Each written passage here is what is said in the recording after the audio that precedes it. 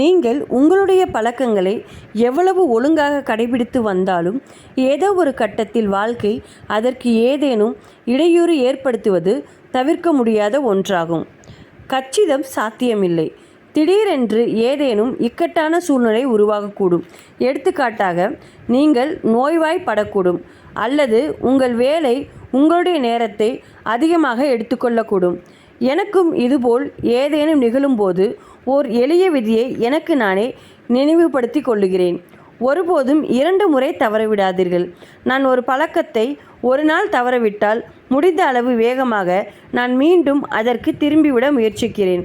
உடற்பயிற்சி மையத்திற்கு போவதை நான் ஒரு நாள் தவறவிடலாம், ஆனால் தொடர்ந்து 2 நாட்கள் நான் அதை தவறவிட மாட்டேன். நான் ஒரு முழு பீட்சாவையும் சாப்பிடக்கூடும், ஆனால் அதற்கு அடுத்து நான் உண்ணும் உணவு ஆரோக்கிய உணவாக இருக்கும். நான் கச்சிதமானவனாக இருப்பது சாத்தியமில்லை, ஆனால் 2வது முறை தவற விடுவதை என்னால் தவிர்க்க முடியும்.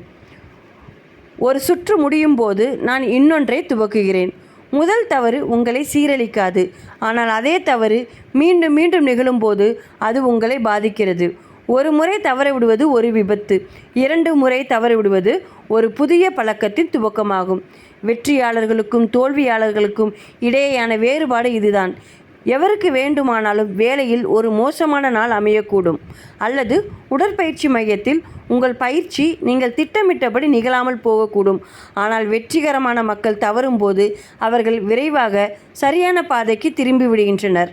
உங்களால் விரைவாக சரியான பாதைக்கு திரும்பி வர முடிந்தால் ஒரு பழக்கம் முறிபடுவதில் எந்த பிரச்சனையும் இல்லை. இது ஒரு முக்கியமான கொள்கையாகும். நம்மால் ஒன்றை செம்மையாக செய்ய முடிய வேண்டும், இல்லாவிட்டால் அதை செய்யவே கூடாது என்ற பொறியில் நாம் அடிக்கடி சிக்கிக்கொள்கிறோம். ஒரு பழக்கத்தில் தவறுவது பிரச்சனையல்ல, மாறாக ஒன்றை கச்சிதமாக செய்ய முடியாவிட்டால் அதை செய்யவே கூடாது என்ற உங்களுடைய நினைப்புதான் பிரச்சனையே.